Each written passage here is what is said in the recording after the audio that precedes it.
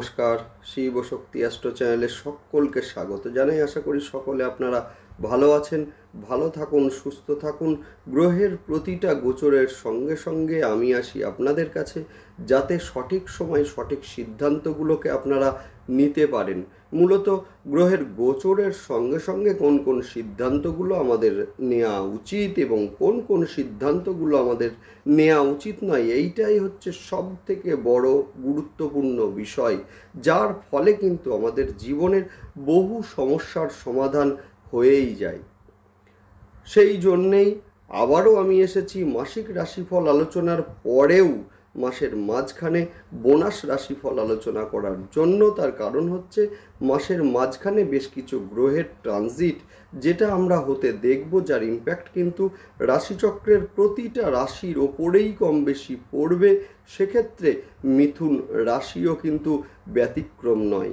সেই কারণে মূলত মাসের মাঝখানে গ্রহের গোচর যেগুলো হচ্ছে, যে গোচরের ইম্প্যাক্ট মূলত মিথুন রাশি এবং লগ্নের ওপরে কিভাবে পড়বে সেই নিয়েই আজকের ভিডিওতে কিন্তু পুঙ্খানুপুঙ্খ আলোচনা করব। সঙ্গে থাকছে নাক্ষত্রিক বিশ্লেষণ এবং সেই সঙ্গে থাকছে প্রতিকার। অবশ্যই আপনারা ভিডিওটিকে শেষ পর্যন্ত দেখতে থাকুন। 16 তারিখে রবি গোচর করছেন আপনাদের তৃতীয় স্থানে, অর্থাৎ সিংহ রাশির ঘরে, এবং যেখানে রবি কিন্তু স্বক্ষেত্রস্থ হবেন, যার ফলে কিন্তু কমিউনিকেশনের একটা সমস্যা যেটা মূলত ছিল সেই জায়গাটা কিন্তু দূর হবে। এবং সেই সঙ্গে আমরা বলবো যে যারা সোশ্যাল মিডিয়ার মধ্যে আছেন, হতে পারে আপনাদের একটা ইউটিউবে চ্যানেল রয়েছে বা হয়তো ফেসবুকে পেজ রয়েছে, সেই ক্ষেত্রে বলবো এই সময় কিন্তু জনপ্রিয়তা বৃদ্ধি পাবে। সেই সঙ্গে বলবো যে যারা মূলত রাজনৈতিক যে কোনো প্ল্যাটফর্মে রয়েছেন, মূলত এদের ক্ষেত্রে কিন্তু এই সময় জনপ্রিয়তা বৃদ্ধি পেতে লক্ষ্য করব আমরা। সেই সঙ্গে দেখব যে মূলত পঞ্চম স্থানের অধিপতি বর্তমানে কিন্তু তৃতীয় স্থানে অবস্থান করছেন, যার ফলে কিন্তু প্রেমের ক্ষেত্রে যথেষ্ট শুভ সময় এটা। সেই সঙ্গে বিবাহের ক্ষেত্রে যারা কমিউনিকেশনের সমস্যায় ভুগছেন, সেই সমস্যা কিন্তু অচিরেই দূর হবে এবং সেই ক্ষেত্রে আমরা দেখব বিবাহের জায়গাটা ফাইনালাইজড হতে।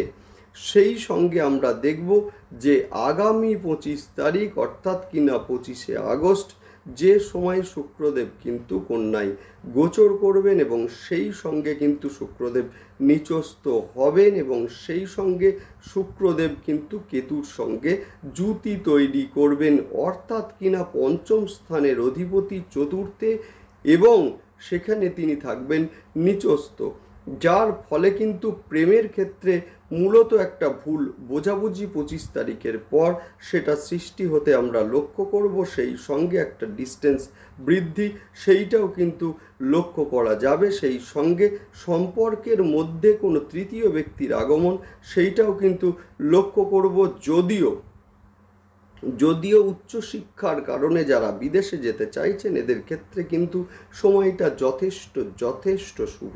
সেই সঙ্গে আমরা বলবো যে চতুর্থ স্থানের অধিপতি বুধ, যিনি কিনা আপনাদের রাশি বা লগ্নেরও অধিপতি, যিনি 5 তারিখে বক্রী হয়েছেন, 22 তারিখে বক্র গতি নিয়ে কিন্তু কর্কটে প্রবেশ করবেন, যার ফলে কিন্তু অর্থের কিছুটা ব্যয় সেইটা যেমন আমরা লক্ষ্য করব। সেই সঙ্গে আমরা দেখব যে মানসিক অস্থিরতা কিছুটা বৃদ্ধি পেতে। যাই হোক, শুরু করছি বিস্তারিত আলোচনা। শুরুতেই সকলকে অনুরোধ করব অবশ্যই আপনারা চ্যানেলটিকে সাবস্ক্রাইব করে নেবেন। দেখুন, গ্রহের গোচর সেটা স্বল্প সময়ের জন্যই হোক বা দীর্ঘ সময়ের জন্যই হোক, গ্রহের গোচরের একটা ইম্প্যাক্ট কিন্তু আমাদের জীবনে ভীষণভাবে পড়ে। মূলত গোচর অনুযায়ী আমরা যদি আমাদের সিদ্ধান্তগুলোকে সাজাই বা কর্মপদ্ধতিগুলোকে আমরা সাজাই, সেই ক্ষেত্রে কিন্তু সমস্যা বহুলাংশে হ্রাস পাবে। অবশ্যই জীবনে সমস্যা থাকবেই না। সেই ক্ষেত্রে আমি বলবো যে কোনো সিদ্ধান্ত নেওয়ার পূর্বে আপনারা গ্রহের গোচর অবশ্যই দেখুন যে গ্রহ কি বলছে, মূলত কোন সিদ্ধান্তগুলো গ্রহের গোচরের সঙ্গে সঙ্গে আপনাদের এই মুহূর্তে মূলত পারমিট করবে এবং কোন সিদ্ধান্তগুলো পারমিট করবে না। সেইগুলোকে আপনারা আগে দেখে নিন। অবশ্যই আপনারা চ্যানেলটিকে সাবস্ক্রাইব করে নেবেন, যাতে গ্রহের গোচরের সঙ্গে সঙ্গে প্রতিটা ভিডিওর নোটিফিকেশান আপনাদের কাছে সহজে পৌঁছে যায়। মিথুন রাশি এবং লগ্নের অধিপতি এবং সেই সঙ্গে চতুর্থ স্থানের অধিপতি বুধ, যিনি কিনা 5 তারিখে অর্থাৎ কিনা 5ই আগস্ট বকরি অবস্থায় অবস্থান করছেন, যার ফলে কিন্তু ডিসিশন নেওয়ার ক্ষেত্রে যেমন মিথুন রাশি এবং লগ্নের জাতক জাতিকাদের এই সময়ে একটু ভেবে সিদ্ধান্ত নেওয়া উচিত এবং একই সঙ্গে কনসেন্ট্রেশনের একটা অভাব, সেইটাও কিন্তু মিথুন রাশি এবং লগ্নের জাতক জাতিকাদের চলছে একইভাবে। মূলত পারিবারিক যে কোনো কারণে একটা মানসিক অস্থিরতা বৃদ্ধি বা মানসিক একটা চঞ্চলতা বৃদ্ধি, সেইটা কিন্তু আমরা লক্ষ্য করব মিথুন রাশি এবং লগ্নের জাতক জাতিকাদের। নবমে শনিদেবের অবস্থান এবং একাদশে তার মূলত তৃতীয় দৃষ্টি, যার ফলে কিন্তু আমরা বলতেই পারি যে এই সময়ে সাকসেসের জায়গাটা কিছুটা হলেও কিন্তু স্তিমিত হয়েছে। এবং সেই সঙ্গে আমরা বলবো যে এই সময়ে আপনারা হয়তো যে কাজই করতে যাচ্ছেন না কেন, মূলত কোনো না কোনো একটা বাধা এসে উপস্থিত হচ্ছে বা কাজের সাকসেস সহজে আসতে চাইছে না, যার ফলে সহজেই মানসিক দিক থেকে অনেকটা চাপে আছেন মিথুন রাশি এবং লগ্নের জাতক জাতিকারা। যদিও বুধের বক্রী ভবনের ফলে এবং চতুর্থ স্থানে কেতুর অবস্থানের কারণে এই সময়ে কিন্তু বাস্তু দোষ সৃষ্টি হওয়ার একটা সম্ভাবনা সেটা কিন্তু রয়েছে। যেমনভাবে বলা যায় যে হয়তো বাড়ি আপনি করছেন, এই সময়ে হঠাৎ করে উত্তর দিকে নোংরা জলের একটা ফ্লো, অথবা আপনি হয়তো একটা টয়লেট বা রান্নাঘর বাড়ির নর্থের দিকে চেপে আপনি করলেন, সেটা হতে পারে উত্তর পূর্ব দিক বা হতে পারে উত্তর পশ্চিম দিকে, যার ফলে কিন্তু মূলত প্রতিবেশীদের দ্বারা একটা গুপ্ত শত্রুতার শিকার হবেন আপনি। একই সঙ্গে নিজের ভুলে আর্থিক ব্যয় সেইটাও কিন্তু এই সময়ে লক্ষ্য করা যাবে। বন্ধুকে বিশ্বাস করে অর্থ সাহায্য দিলেন, কিন্তু বন্ধু প্রতারণা করলো, এমন ঘটনাও কিন্তু এই সময়ে লক্ষ্য করা যাবে। মায়ের শরীর নিয়ে একটা দুশ্চিন্তা, সেটা কিন্তু এই সময়ে বৃদ্ধি পাওয়ার একটা সম্ভাবনা রয়েছে। সেই সঙ্গে শিক্ষার্থীদের ক্ষেত্রে মনোসংযোগের অভাব, সেইটাও কিন্তু এই সময়ে লক্ষ্য করা যাবে। স্বামী বা স্ত্রীর মধ্যে কিছুটা ভুল বোঝাবুঝি বা স্বামী বা স্ত্রীর শারীরিক অসুস্থতার কারণে একটা দুশ্চিন্তা বৃদ্ধি, সেইটাও কিন্তু লক্ষণীয় আগামী 22 তারিখের পর। সেই সঙ্গে আমরা বলবো যে আগামী 22 তারিখের পর বুধ কিন্তু বক্র গতি নিয়ে কর্কট রাশিতে প্রবেশ করবেন, যার ফলে কিন্তু অর্থের কিছুটা ব্যয় এই সময় লক্ষ্য করা যাবে। সেই সঙ্গে পঞ্চম স্থানের অধিপতি শুক্রদেব এই সময়ে তৃতীয় অবস্থান করছেন, যার ফলে উচ্চশিক্ষার ক্ষেত্রে এই সময়ে যারা বিদেশে যেতে চাইছেন এদের ক্ষেত্রে কিন্তু যোগাযোগ স্থাপিত হবে। এবং সেই সঙ্গে শিক্ষার কারণে যারা ভালো কোনো ইনস্টিটিউশনে ভর্তি হতে চাইছেন অথচ যে কোনো কারণে বাধা আসছিল, সেই জায়গাটার উন্নতি সেইটা কিন্তু আমরা এই সময়ে লক্ষ্য করব এবং ভালো কোনো ইনস্টিটিউশনে ভর্তি হতে পারবেন মিথুন রাশি এবং লগ্নের জাতক জাতিকারা। তবে 25 তারিখের পরে শুক্র যখন মূলত কন্যা রাশিতে গোচর করবেন এবং সেখানে শুক্রদেব নিচস্থ হবেন, যে কারণে প্রেমের ক্ষেত্রে কিছুটা ভুল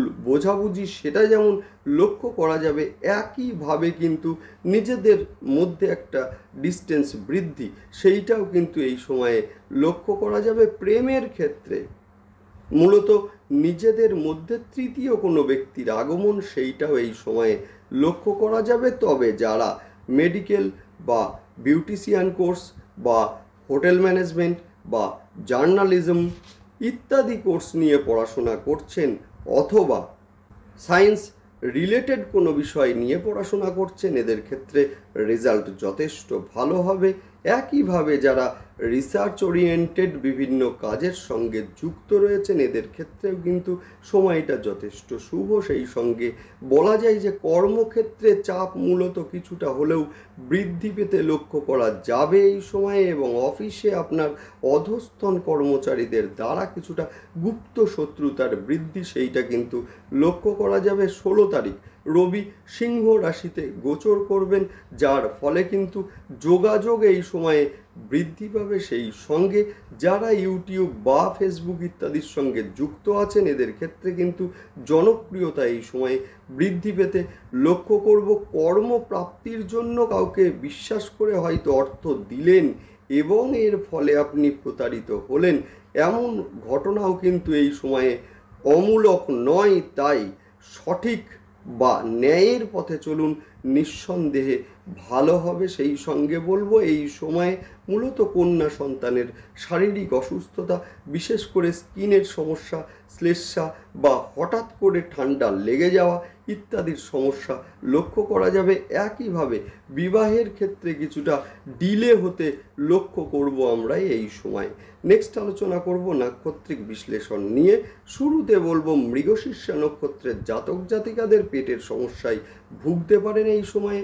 যারা বাড়ি পরিবর্তন করতে চাইছেন, এদের ক্ষেত্রে সময়টি ভীষণ শুভ, তবে বাইক সাবধানে চালান। হঠাৎ করে আঘাত প্রাপ্তির একটা সম্ভাবনা সেটা কিন্তু এই সময়ে রয়েছে। নেক্সট আলোচনা করব আদ্রা নক্ষত্রের জাতক জাতিকাদের এই সময়ে নতুন কর্মপ্রাপ্তির একটা সম্ভাবনা রয়েছে। সেই সঙ্গে মূলত কর্মক্ষেত্রে গুপ্ত শত্রুতার সম্মুখীন হতে পারেন মিথুন রাশি এবং লগ্নের জাতক জাতিকারা। সোশ্যাল মিডিয়ায় জনপ্রিয়তা বৃদ্ধি এই সময় অবশ্যই পাবে।